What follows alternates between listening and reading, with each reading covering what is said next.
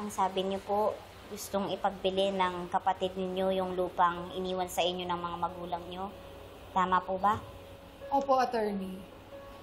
Bago po namatay ang nanay namin, ipinangalan niya ang titulo ng lupa sa Kuya Tomas ko. Kaya iginigiit ni Kuya Tomas na siya lang ang may karapatan sa lupa na to. At maaari niya daw ipagbili kung gugustuhin niya. Pero wala po kaming alam ni Kuya Ramon sa naging usapan nila ni nanay eh. At kung paano nangyaring sa pangalan lang ni Kuya Tomas yung titulo, wala nga kaming alam ni Kuya Ramon tungkol sa titulo na yun eh. Kailan niyo po nalaman na titulado na yung lupa? Nung nakaraang linggo lang, dahil nalaman ko na may buyer na pala yung lupa at papatayuan nila ito ng housing project. Tutol po ako doon, attorney, kasi marami pong mga trabahador at magsasaka na nakaasa ang kabuhayan doon sa lupa na yun. Kaya lumapit na po ako sa inyo para malaman ko kung anong pwede namin gawing hakbang. Naniniwala po ako na may karapatan din kami ni Kuya Ramon sa lupaing yun. 3 kaming magkakapatid. Kaya dapat lang pantay-pantay ang hatian namin sa iniwan ng mga magulang namin, hindi po ba? Hindi ko pa po masasagot yan sa ngayon. Dapat suriin ang mga dokumento ng pagmamay-ari. Kung ang lupa ay nakapangalan sa panganay niyong kapatid, mahalagang matignan kung paano niya nakuha yun. If there are grounds to believe that the title was obtained improperly, then maaari po nating i-challenge ang validity ng titulo ng lupa sa korte. At dahil patay na po ang nanay ninyo, maaaring kailanganin niyo pong mag-participate sa probate proceedings para i-claim ang karapatan ninyo bilang tagapagmana. Kung meron pong naiwan na last will and testament ang nanay ninyo, kung wala naman po at hindi kayo magkasundo, then that's the time na aabot na po talaga sa korte para sa judicial settlement of estate. Wala po bang paraan, attorney, na hindi na kami umabot sa demandahan? Kailangan pong magkaroon ng extrajudicial partition na pagkakasunduan ninyong magkakapatid. Pwede naman pong magharap muna kayo sa isang barangay conciliation kung saan maaari niyong pagkasunduan ng hatian. O di kaya sa isang mediation proceeding kung saan kami mismo dito sa PAO ang magpapagitna sa inyo.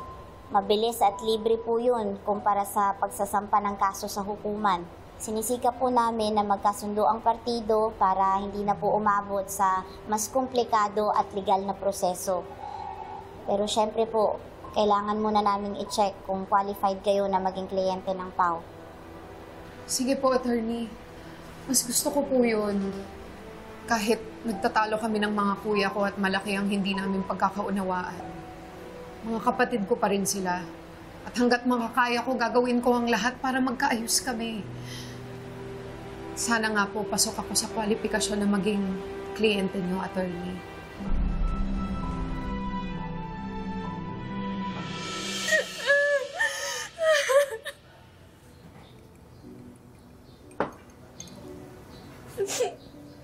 I loved him so much, Trixie.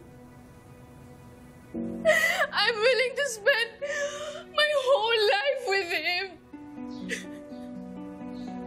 Pero dahil sa buwisit na nilit na yon,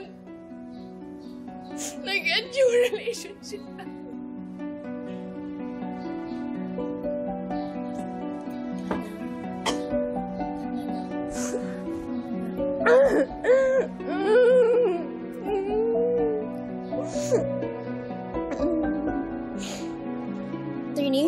Attorney Ira! Attorney Ira, gising! Nasaan na ba yun? Kanina ko pa siya tinatawagan, ha? Ang tagal naman. Attorney Ira? Wake up, please! Attorney. Oh my gosh! Trixie, what is going on? Oh my God, thank God! You're finally here!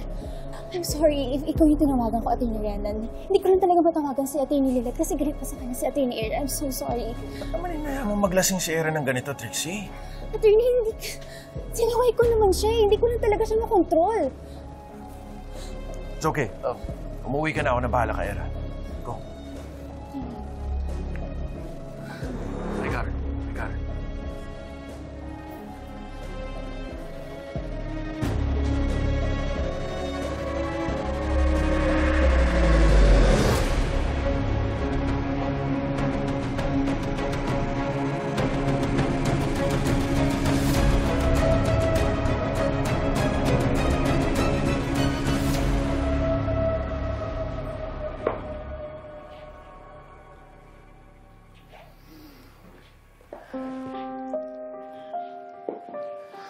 No, honestly, Era, what were you thinking? Wala na ba talagang halaga sa'yo yung reputasyon mo bilang abogado? Paano na lang kung may mga kliyente kang nakakita sa'yo kanina habang susuray-suray ka sa kalasingan mo? Wala na akong pakialam sa sasabihin ng iba.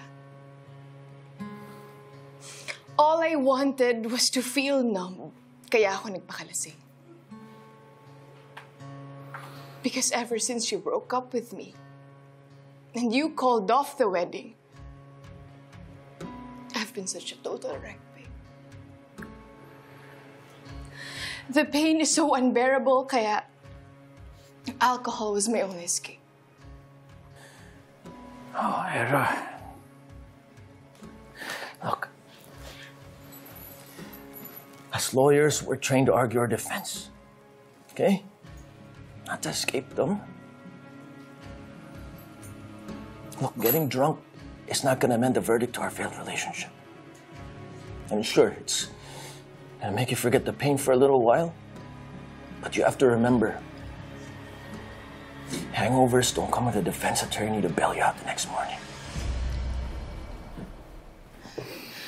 Babe. Babe, wala na ba talagang pag-asa na bumalik tayo sa dati? Anong gusto mong gawin ko para lang mabigyan mo ako ng isa pang chance? Babe. Babe, kasi hindi ko talaga kayang mawala ka eh. I feel so lost without you. So please, babe, just tell me. I will do everything just to have you back. Sabihin mo lang sa akin, ha? Sabihin mo lang. Look, papayag lang ako makipagbalikan sa'yo kung mangangako ka sa akin na hindi mo na ako pagdududahan uli. Yes, babe. I promise. I promise. No, Era, I really need you to swear to me. Okay? You swear na hindi mo na ako pagdududahan and that you won't ever let anyone come between us again. Kahit pa yung kapatid mong si Lilet. Okay? Okay. Babe, simula ngayon, I'm going to trust you 100%. Okay? At hindi na ako basta maniniwala kung kanino man. At mas lalong hindi ko hahayaan na siraan pa tayo ni Lilet.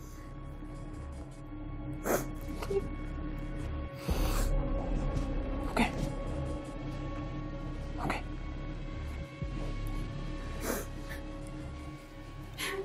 Thank you, babe. Oh, thank you. Thank you.